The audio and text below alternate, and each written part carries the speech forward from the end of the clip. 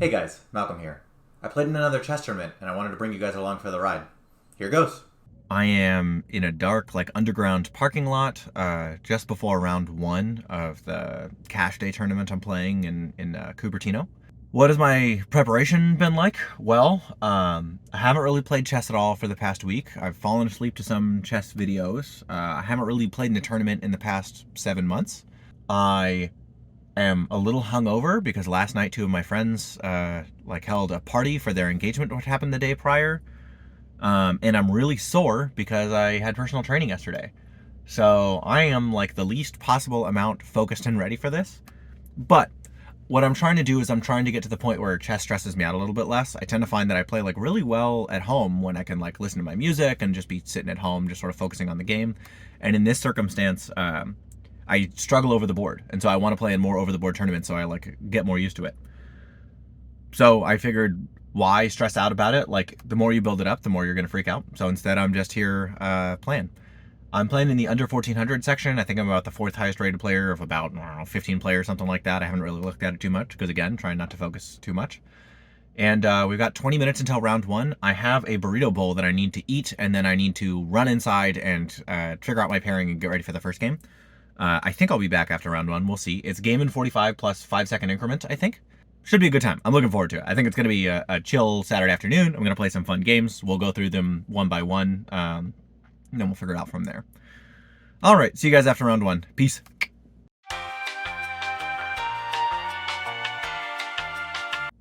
Okay, so round one is done. My opponent did not show up, so I get a forfeit victory. So I sat there for 15 minutes just sort of waiting for somebody to show up. And then the tournament director came over and was like, hey, your opponent actually is in the other tournament. I kind of feel two different ways about it. One, we take every dub we can get. Let's, why not? But two is that I came here to play some chess. So it's a little unfortunate that I'm not getting to play the games. If I never played any games, I would be undefeated, right? I'm here to gain some experience and get a little bit better.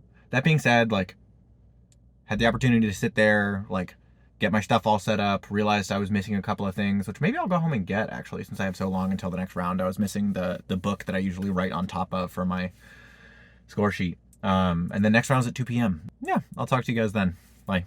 Okay, we're back before round two. We found some better parking. I went home. I grabbed my scorebook so that I have something to write my scores on, and I grabbed some ring pops, which we will use as rewards for if we win any games, I guess, maybe. We'll see. I don't know. There was candy in the house. Needed to take it. Anyways, have about 15 minutes until the next round is supposed to start, so I'm going to mask up and head over and, get ready for my next game. It's nice. The games are all, at least so far, all outside, which is really nice. Anyways, the leaf blower is about to start behind me, so I'm gonna peace out. I'll see you guys after the game. All right, so we didn't get to play a game in round one, but that means we're 1-0. Let's see how this next game went. So I'm white. I get to play e4. My opponent plays e5. I play knight f3, knight c6, bishop b5, and knight f6. I play bishop takes c6 because I play the exchange Ruy Lopez. My opponent takes back. And I castle the principled moves, expecting that I play here, we can get rook, and then when they go back, we're going to have all kinds of discovered stuff against their king. However, my opponent knows that taking this pawn is probably a mistake and plays bishop g4. This is called the pin variation. So I play h3, and my opponent goes back, and I actually spent a while thinking here because I was like, I know at some point I'm supposed to play g4, and I thought I was supposed to play g4 right now, and I was like, if I play g4, then my king's really open, and for example, if I play g4, they can play takes, takes, and takes, and now the pin is still here, my king is wide open, none of these pieces are developed, and the queen's coming in here pretty quickly. It gets awkward fast, is the point. And so I thought, is this really what I want to do? But the answer is yes, I did play g4 because I was like, look, this is what I think I'm supposed to do, so I'm going to do it. Turns out that that's wrong. I can't remember what the right move is. I need to go back and study. Anyways, my opponent plays bishop g6, then turning it into a totally equal game. I'm not pinned anymore, so I can play knight takes. I am, in fact, up a pawn, and my opponent responds appropriately with bishop d6, and I play d4. Now, I think I should have just played takes here already, but that's okay. We're setting up for bigger and better things here. We'll see. My opponent plays queen e7, which is incorrect, and you'll notice that the computer's giving me a pretty significant advantage here, 1.6, 1.7. And the reason for that is because of what I played. You play knight takes, h takes, and you can fork the two pieces here, right? So now I'm forking these two pieces, and even if, for example, were the bishop to take, I could still take with the pawn. We'd be doing great. However, my opponent responds appropriately, actually, and plays rook takes h3. And something that I was supposed to do, that I did not realize that I was supposed to do here, is I'm supposed to play king g2 and chase this rook away. Instead, I played e takes d6. I take the bishop, and this is not great for me. You can see the computer is not in love with what's going on here. My opponent has to move their queen somewhere. Queen d6. I play queen e2 check, because the thing I realized is I don't want his queen getting in here. That'll be checkmate. And so he's got to move his king somewhere, and then maybe I could do something like this to be able to defend. Like that, we have options, is the point. Also, the reason that I went to e2 instead of to e1 is I wanted to keep an eye on this pawn so that the knight can't be coming in. My opponent went to d7, and that gives me back the advantage. You can see that this game is wild. And I play queen e5. And the reason is I would like to trade queens. I am up a piece. Trade me queens. Let me get these pieces out and into the game, and we'll be winning. Like, no problem. My opponent obviously does not want to do that. And so again, you can see I'm up 2 here. I play bishop f4, which is fine. We're threatening this check, after which bad things. My opponent, however, does not play that. Get rid of showing the lines now. Instead, my opponent plays knight d5. And it turns out that this knight being in this spot matters a ton later in the game, as you guys will see. This was an excellent move by my opponent. I'm still winning here. Like, I should be winning. It should be fine. And so now I'm the thing that I'm worried about is, like, what happens with this rook? How do I keep track of this bishop, which is now being attacked? It would be nice if my rooks were connected. And because there were some lines where my opponent can get a rook over here and go like this, I was worried about this rook being undefended. And of course, if I just connect the rooks, it's good enough. But I thought, I'll play knight d2. That'll help. It does not help. The reason it does not help is because now my knight is under attack by the queen and it's not defended. I should have just played the much more normal knight c3. That would have been better. But that's not what I did. I played knight d2, and my opponent plays rook e8. Not quite trapping the queen, but pretty close, right? Queen can't go here, queen can't take here, can't go here, can't go here. My queen could go here, but that's not the greatest. I played what turns out to be the correct move, which is queen takes g7. And my opponent, recognizing that this was going to be a threat, played king c8. That is apparently not great for my opponent. But I thought, like, at least he's not allowing me to, like, check with tempo, like, okay, all right. Now, I do have the problem here that they're, like, both of these pieces are hanging, so I have to find a way to solve that problem. I spent some time thinking, am I going to play c4? That'll chase the knight away, but it just chases the knight to take a piece for free, and this is still under attack. I can play c3, and then he's got to move his queen somewhere. And if we look at the lines, the move that I played is the correct one, which is just, hey, keep taking pawns. Now, I was hoping he'd move his queen back. Takes. I'm just up a piece. Even if he takes here, I'm still feeling okay about the position because there's a lot of pressure. But he plays rook f8, which is better. And I play queen e6 check, which I think is the only good move. My opponent plays king b8, so now he's got some back rank problems.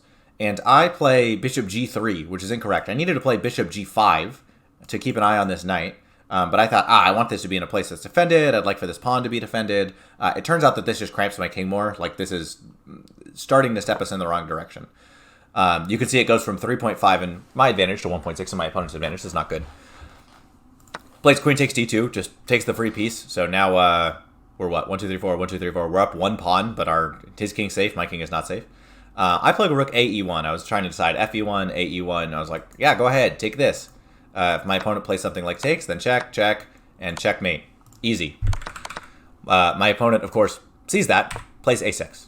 All right, so I've got a tempo, and I've got to figure out, okay, how do I defend this pawn and this pawn, and how do I begin to untangle myself here? And I thought, if I play here, then, like, for example, if I play something like this, now this pawn's under attack, so it's not helping us, right? If we play something like this, also not great for us, right? The computer's not in love with it. Now, the move that I played is really bad. I played rook e2. I thought, I'm saving all these pawns. Does not work that way. Really, really bad. If we go back, we try and see what it should be. I'm supposed to play either queen e4 or queen e2. Just try and be like, okay, let's defend all our stuff, try and get him to trade queens. I should have been more insistent about that, and you'll see later in the tournament I was more insistent about that. I played rook e2, and my opponent plays queen h6, and so now things are bad. Like, he's up 5. I play queen e4, recognizing that, like, this is bad. If I play, a nothing move, we get check, check, check, and that's checkmate, right? Because we can't come through here because the rook's here. So I have to defend this square is the point. So I play queen e4. He plays rook h8, and I play king g2, and this takes me from -5 to -12, -13. This makes it worse. He plays rook h2. I could just come back. So if I try and come back out here, he just plays rook here, and now I have to like play here or something, and things are bad for us. Turns out that would have been better than what I did, but I played king g1, rook h1, king g2, queen h3 check. Now the rook is not here, so I can step out. But you'll see this knight, which I mentioned earlier, it's blocking both of these squares. That's not good. That's not good. Now I have nowhere to go unless I can find a way to vacate one of these two squares. That's why rook e2 was so bad, is that it blocks this square for me. That's why it was like, there were a lot of moves that were bad. That's why that one was so bad. Rook f8 check. And so now I'm thinking, okay, if I go here, then this is checkmate in one, right? And so there's only one other legal move in the position, which is queen f5, which is what I played. I was like, look, if you're going to beat me, you got to beat me. If he plays rook takes, then I can play pawn takes, and we're down a queen for a rook, but that's fine. He plays pawn takes, and then it's like, okay, well, if he plays here, then again, we're getting checkmated, right? If we do something like this, then checkmate. Checkmate in a couple moves. We're not quite there yet. But I was like, nah, dog, if you're going to checkmate me, you got to checkmate me. And my opponent did a good job of actually. Queen g4 check, king g2, knight f4 check, king takes h1, queen h3 check, king g1. I couldn't decide between king g1 and bishop h2, but it turns out both of them get checkmated by queen here, right? I forgot to show you guys the accuracy here. I mean, first of all, you can see in the game review, wow, winning, losing, tying, winning, tying, winning, losing. So you can see like back and forth and back and forth. A brilliant move and a great move by my opponent. Excellent to see. 65.9 by me, 77.7 by them. Really, really back and forth. Well played by my opponent. Checkmate. That's how it goes. Gotta say, great sportsmanship by my opponent. It was a fascinating game. I was really happy to get out there. A little intense for my first game. This was a lot sharper than I was hoping that it would be. But it was a lot of fun. Let's see how I was feeling after the fact. Okay, so I could have gone a little better. I was playing Rayansh Paragiri, rated about 1108. Nice kid, kept forgetting to hit his clock, which was a little unfortunate for him. Didn't really matter, I was the one spending all the time thinking. It felt pretty okay. Like the opening, he played the pin variation of the Exchange Ruy Lopez, which always requires like a little bit of fortitude there, and there are a few things that I forgot, but I ended up having a pretty winning position. And then it was just relatively sharp, so there was one move that I missed, and then after that, it was just a matter of like, okay, like, do I give my queen away or not? And then if you don't, like, okay, it's like 10 moves until checkmate. Doesn't feel great, but then you kind of go like, that wasn't so bad. It was pretty fun to play. And like, now that I lost to a kid who like has now won 2 games on the day, like hopefully I'll get to play a little bit of an easier opponent next round. So, we'll see how it goes. But, losing never feels that great, but I'm trying to sort of just be like, that's the thing that happens. Anyways, I have a little over half an hour until round 3. I'm not going to find out the opponent until right before the round starts. That's always how it works here. They don't post it online. They just post it on a piece of paper outside. But yeah, I'll see you guys after round 3, I guess.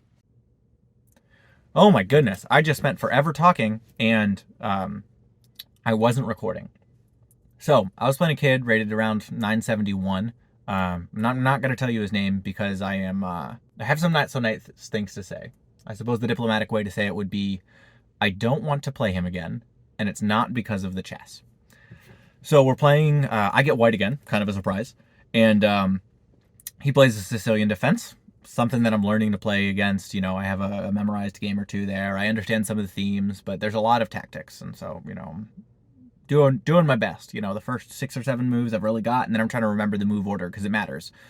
Playing A before B, totally fine. Playing B before A, you totally lose. And I do one of those, right? I lose a bishop on... I guess actually I lose a knight on move 9. And so that's rough. That's, what made it a lot harder is my opponent going, yes, out loud, like dancing around, playing his move, and then like running around. He spent a lot of time jumping and like slamming his body into the table. And then he like got up eventually to go to the bathroom and he pushed his chair back in and he was still like going against the table. It took several other players from other games to like look over at him for him to go like, oh, and finally calm down. And he's a young kid, that's fine. I get it. Hurt my feelings, to be honest. It's hard enough to lose the chess game to like someone way younger than you. Although who knows who's more experienced at this point.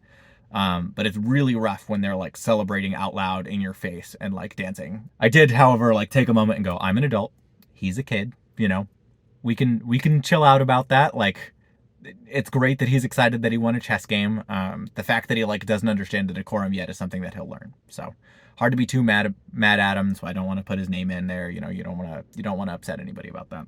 Anyways, yeah, a rough one for me. You know, had my chances in that game too. Game 3, you know, I played the rest of the game pretty much how the computer said I ought to, but like turns out when you're down to pieces in the Sicilian, you are going to lose. So, you know, we'll get in round 4. We'll try our best. I'm just way less comfortable over the board than I am online. And I need to learn some way for that to be less true. I think it's just reps, and that's why I'm out here getting reps. Anyways, I have no way of knowing who I'm going to play next round until like 1 minute before the round starts. I've got about 45 minutes in between rounds, so I'll just chill. But I'll see you guys after round 4, and we can do a little recap then. All right. Bye, folks. All right, so you guys have already heard about how this game went. I was white again. I play e4.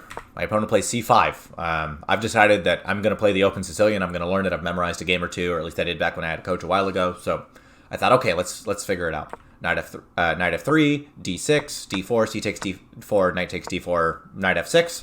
Now I have to defend this pawn. Classical way to do that is play knight c3, continue to develop.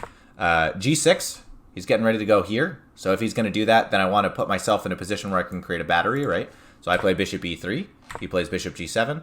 I play f3 because I don't want this knight to come here and harass this bishop, which as soon as I move the queen, he'll be able to, right? So like, for example, if I just play like this, then he can go here and attack this bishop, and what do I do there? It's a little uncomfortable. So I play f3. He plays castles. I play queen d2. Now getting ready to like make this battery. He plays knight c6, which usually happens a lot earlier. And I forget something, right? So like if I play here, this is bad because like of what you'll see. But I was thinking, okay, well if he plays takes, then I can play takes, and then he can play takes, and then I can play takes, and it's fine. This is an equal game. It's okay. We've gotten ourselves to like a regular Sicilian position, no problem. The thing that I forgot is just he can just take the bishop. He's attacking my queen, so I have to take here first, and then he takes this, and that's the point where he got up and was doing his little dance and stuff. And so I think, gosh, this is bad for me, but fine, okay. Well, let's castle long. Let's begin the attack. You know, you can see we're already down 5. So he plays knight c6. His knight was attacked. I play g4. We've got to get the attack going on. He plays knight e5. Really annoying because it's attacking this pawn more than anything else. Bishop e2. Bishop d7. Not exactly sure what this move does. Kind of wastes the tempo, but fine. H4. King h8. Kind of surprisingly, but okay. H5, I want to blast this open. He plays rook d8, so if I take, he can take here, and things get awkward. Like I have to like go back somewhere and then hope that I can get this in to get that, but now he's defending. So I think, that's not what I want to do. So I play g5. He takes. I figure, like, okay, at some point we're going to have to sacrifice here and bring this rook over. But we don't have to do it right now. Like, he can't go back, and he can't go here, because then he just gets checkmated, right? And like, yeah, he can't move this knight or else it gets checkmated. So I can take it whenever I want. So I play knight d5. I'm like, we got to get our pieces into the attack somewhere, right? Like, this knight is gonna have to do something. We don't. He's got 3 defenders. I need like 5 attackers, right? This already kind of playing a role if we can get this push in. This will come over. This will sacrifice, but the knight wasn't doing anything. Bishop e6. Now he wants to get rid of one of those attackers. Again, if he can trade, he'll win. I sacrifice now because I can't do it later. I thought about moving my knight. There were some problems with that. So I just went ahead and played rook h1. I was like, I know I'm going to want to make this move. He trades. I have to take that pawn. The reason that I was like, I have to take that pawn is I was like, he'll play here, and then I can play checkmate. But this defense here, like I missed that. I was like, why don't we like leave his bishop hanging and take a pawn? We'll see what he does. He plays there. I go, it's defending the one square that was going to give me checkmate. Again, I have to play for tricks. I'm losing here. So fine, I take his bishop. And the really annoying thing is that this knight is unassailable now, right? Like I can't get rid of this knight, which would really help. Anyway, so I'm like, fine, let's target a different weakness, even though it's defended twice. Like we have to do something. We're not going to be able to checkmate him here. He just gets his queen into the game. I back up because I'm going to want to. If I play something like here, maybe I can do something like this. Begin to infiltrate here a little bit. In fact, I should have played queen h3 for reasons we'll see later. He plays queen e3 check. He's attacking my bishop, so I can only go there. He takes the pawn. I don't want to trade queens. That's why I should have played queen h3 earlier. Should have just let him have the pawn and move forward. He plays knight g4. I figure like, okay, well I should at least pin his rook so we can't get checkmated right away. He plays check. I go here. He takes. If I take with the king, I think this is mate in 1, right? So I took with the bishop. He plays check, I move forward, and at this point, I'm just trying to find ways to be annoying. Like, okay, is there some way that I can get myself stalemated? Can I walk up the board and do something? Let him take my queen.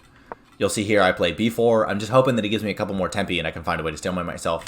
But my opponent checkmates me in 2, and that was the end of the game. Not that eventful. Again, once you hang a piece on move 9, like, there's not a whole lot you can do. Yeah, so it goes. And again, I forgot to show you guys the game scores here. You can see I scored a 78.5, not that great. My opponent, 93.5, excellent job. I mean, very, very accurate. Like, only 1 inaccuracy. I played a blunder and 2 inaccuracies, and then beyond that, a bunch of best moves by my opponent. Well played. Okay, and we're going to the other recap right away because I comment about sort of... I don't comment on the game a whole lot in the thing. I comment assuming you've already seen the recap. So let's see. So I'm playing black. My opponent plays c4 in English. I play e5.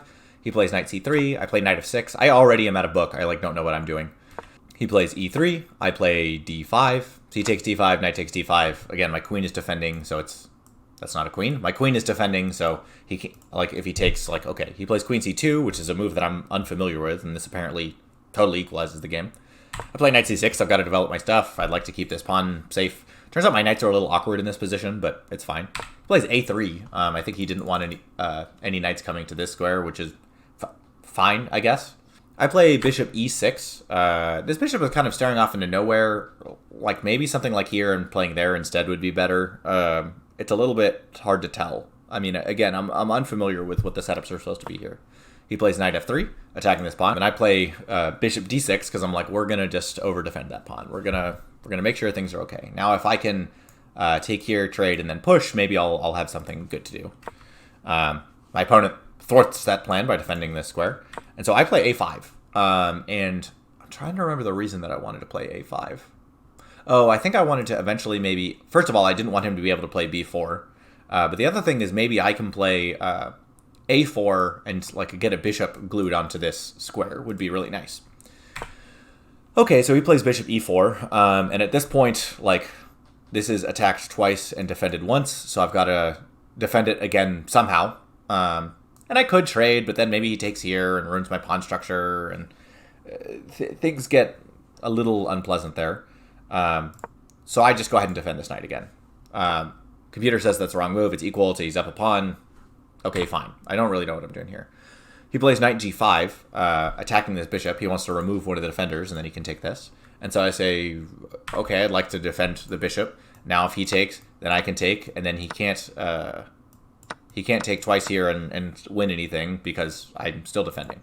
So I play, queen d7. He plays b3. I don't know what the point of b3 was. Maybe he didn't want me to be able to play here. Unclear. Anyways, I decide, and the computer agrees with me, that it's time to liquidate. I can't, deal with all the pressure over there. So I plays knight takes c3. He plays queen takes c3.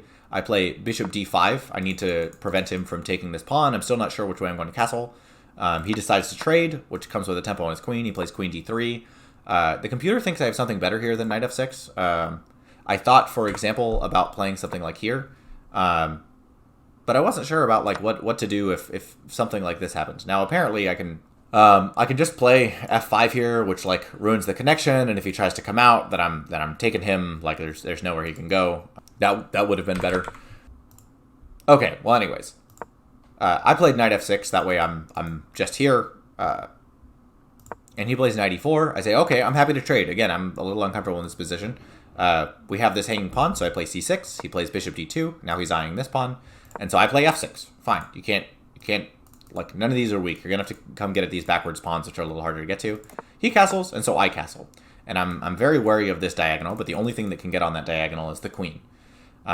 So he plays queen f3. He'd like to get out of some of, this area, I think. I think also there are some tactics here involving the move d5. I don't quite remember. Anyways, I play rook f d8. I want to line up against this backwards pawn. He recognizes that and plays d4. I play e takes d4, bishop takes d4, and I play c5. And the thing that I was thinking here is, okay, he's going to have to move his bishop, somewhere, and I'm going to be able to play here, and we're going to get our majority over here going on. And he could play something like this, maybe, fine, but then I have some ways of disentangling my pieces. It'll be okay. It's a little awkward because we have to remember that this rook is hanging in the corner, but it'll be fine. That's what I was thinking is I'm going to gain an initiative over here. but he plays queen d5 check. And my first thought, now you'll notice the bar says black is totally winning here. And the reason for that I'll point out in a moment. But my first thought is, shit, now there are 2 attackers here. So I move somewhere. He goes takes, I go take, he goes take, and he's just won a pawn, right? Like you can see, he's +1. But he sat there for super long after I played king h8. I didn't want to go king f8 because then when he takes here, then I'm like pinned and things come with check and whatever, right? But when he plays bishop takes, I don't take his bishop. I take with check and take his undefended queen, right? Like that's what we're talking about. So he spent so long sitting there that's why that's the only reason I realized that. Like I think he spent like 12 minutes on this move. And it took, like, if he had just played relatively quickly, I would have played the wrong move. He would have played bishop takes. I would have played bishop takes, and he would have played queen takes, and he would have been winning. So I'm lucky that he had to think his way through there. Anyways, he plays queen h5 because he realizes he screwed up. So now I get to take his bishop. He takes a pawn, and so now it's a matter of trying not to lose the game, right? I have some back rank weaknesses because I can't move my king anywhere, so I've got to find some way to alleviate those while at the same time not subject myself to a perpetual check. So I played b5. Can't remember why I played b5, if I'm being honest. He plays rook fe1. I play rook e8. This is fine. I have 2 defenders. He has 2 attackers. We have to remember that this is slicing through. He plays g3. He doesn't want to get back rank mated either. I play bishop f8, which is fine. He plays d5. He's trying to get a move on. I play rook takes d1. He plays rook. And I should just take this pawn, is what I should do. But again, I'm still nervous about what's going on in the back rank. I'm defending this square twice. As long as I don't put anything on e8, I should be okay. But I play the move rook d8 first. I'm thinking, okay, let's get rid of like the one thorn he has in our position. And he defends it. And so I say, fine, I'll go take this other pawn. I'm less nervous about it now. If I was playing online, I wouldn't have been nervous at all. But, you know, this is a real over-the-board game. The thing I'm practicing is getting better nerves. He plays rook d4. I play g6. I want to make some lift for my king. He plays queen h6, and so I play queen g7. Please trade me queens. He plays queen e3, and I play bishop c5, and I was pleased with this because I was like, I'm winning another exchange. So he plays d6. I take his rook. He takes my bishop. I play queen f8, defending this square and attacking this square at the same time. And he attacks these 2 pawns, and I say, fine, attack those 2 pawns. I just have to not lose my rook, and I'll be okay. He takes a pawn, and now I check, and I check. So now I'm defending here, but it's my move. And so I can decide what to do. And this actually puts me in a position now where I'm on this diagonal, so I can play rook a8. And he plays the only move that doesn't like immediately lose in the game because I'm cutting off here. If he plays something like queen b4, then mate in 2, I guess, because he can go like that with the queen. But in general, the point is he's getting mated there. So he plays queen c3, which defends this square. Now, what I should do is just play something like this, try and distract him from that. You know, put him even more in a box. But I don't do that. And again, we have to remember that something like this can come with check, which doesn't matter but feels like it matters. And so I play king g7. He plays h4. I play rook a3. Queen c7 check, queen f7. Again, trade me queens, please. I would happily do that. He plays queen c6. I take the pawn. He plays g4. Again, he's trying to find a way to stalemate, like, great fighter. I play b4, king g2, rook c3 attacking his queen. He plays queen e4. So if I can find a way to get on this diagonal, then his queen will be pinned and left to trade. So I play queen c7. He plays queen takes b4. I play check. He moves here. I play check. This is like a mistake, but forces him to trade queens. And so he plays f3, and I play the very professional rook to c2, cutting him off here, right? So he plays king g1, and at this point it's just a matter of technique, walking myself up. I waste a couple tempi, and then when I play rook a2, he realizes that I'm not going to stalemate him. And so at this point, he resigned. Before I forget, this is what the game accuracy looks like. So he played 81.6, pretty good, and I played 90.3. Anyways, a good game. Let's see how I was feeling after the fact. All right, we're back in darkness. Not a whole lot we can do about that, sorry. Feels good to win a game. If I'm being honest, like I said in the game recap, I didn't realize that that was winning a piece. I played it, and then I was like, oh, does this lose a pawn? But yeah, I mean, that the beginning of that game reminded me of some games that I've played in the past against people in the English, and I'm just not very familiar with that opening, so I'm proud to have persevered there. And then my opponent, props to Abraham. Dude hung in there until the very end. I'm actually pretty sad that I'm actually pretty sad that he resigned instead of letting me checkmate him in two. But I mean, he was just trying to see if I would stalemate him, and props to him for that. I was happy to get a queen trade because I could tell what he was trying to do the whole time. Oh, I think mission accomplished here. I am a little bit more comfortable over the board. I got some more reps. I'm sad I only got to play 3 games instead of 4. It would have been really good to like sort of get all the way in the rhythm there. But coming away 2 out of 4, hard to complain.